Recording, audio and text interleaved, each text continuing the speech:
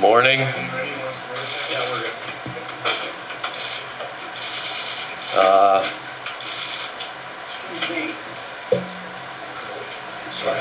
I'll just start by saying that I'm not going to comment on what my future may or may not be here. I'll talk a little bit to whatever length that you want about the year that's happened. Had some initial discussions with Steve that will continue over the next day or so, so it won't be a long-term thing. And I'll have a clearer picture for you all in terms of my future here. But I'll talk about the season. Be more than happy to talk about that.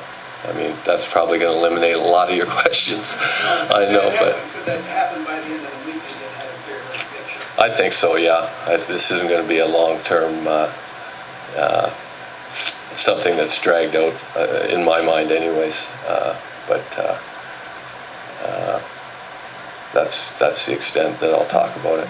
Is this season being more disappointing than any of the other ones where you missed the playoffs? Yeah, I think for me this year was it started with a lot of promise and maybe some false hope based on how we played last year. I think there's a lot that can be drawn from 19 overtime wins.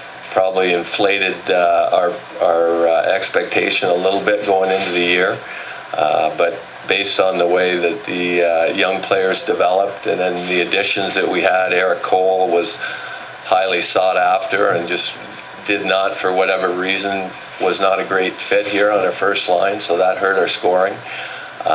So there were the additions of Lubomir Vishnowsky on the back end. The defense played very well for the whole season virtually.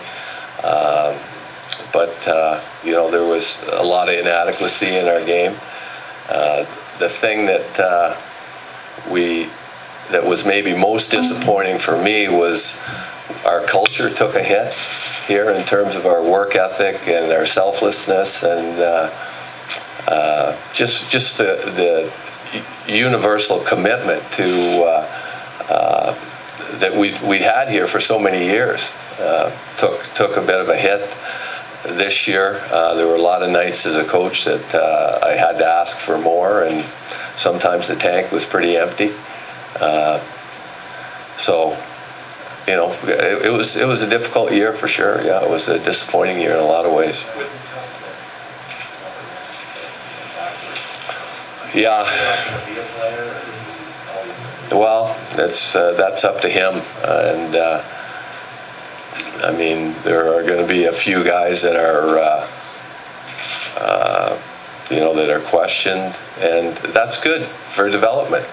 I mean, it's where the rubber hits the road now for him in terms of his career. What path is it going to take? And I think you can add 6 or 7 other players to that list too as well. And now it's just the bottom line for me. This league is way too difficult to have any success without 100% total commitment on and off the ice. You just can't have any success unless you're totally committed. I think I'd say both. Robert's a little further along in terms of his experience. Pouliot gets a little bit better, but is he going to get to the point where he's he's progressing? I'll give him that. He's getting better. Where that how good a player he can become it remains to be seen, and he's got to deliver quickly. Now he's got a lot of years in the league. Same with Robert. Do you have a theory on why the culture might have taken a hit, given that the leadership group was basically the same? I think that when you evolve from a team that would lay it all on the line, and then you try and integrate a bunch of skill, it's got to be productive. And you know, virtually all year we're trying to get guys that non-confrontational players to get to confrontational areas where we're going to score goals, and it was it was a losing battle from a lot of perspectives, where that's where the goals are scored, and if you don't have the inclination or the game to get to those areas, you're going to miss out on a lot of opportunities. And that ended up being the case far too often, is that you're trying to get non-confrontational players to go to those areas. Are you saying that you didn't have the right mix then? Oh, I think when you finish the way we finished, that's clear that the mix has got to change in terms of playing successful hockey. And what are the indicators? You know, like the indicators for me on the year, the Columbus game was a big indicator for me. The game that we won in here, they dominated the game, and Alish scored 2 beautiful goals to steal the game for us. But those were games that you absolutely have to have, and you've got to come out in your own building and be able to grab a hold of a game like that. And we won the game, but that was an indicator to me that there was some trouble, and I think that kind of framed the way that we played in our own building a lot of nights. And you know, what the other indicators are: can you swing the momentum in the game? Can you control the momentum in the game? If you've got to turn the momentum, do you have the personnel that can turn it? And we had a hard time turning the momentum. And the other thing is, that if the opposition needs to turn it, can you prevent it? And the opposition a lot of nights had their way with us in terms of controlling the tempo of the game. That's something that can happen to successful teams. What about the area of size then? Yeah, we're small. We're small, and I guess my perspective from a coaching perspective is that it's my responsibility to find a system that this team can play successfully.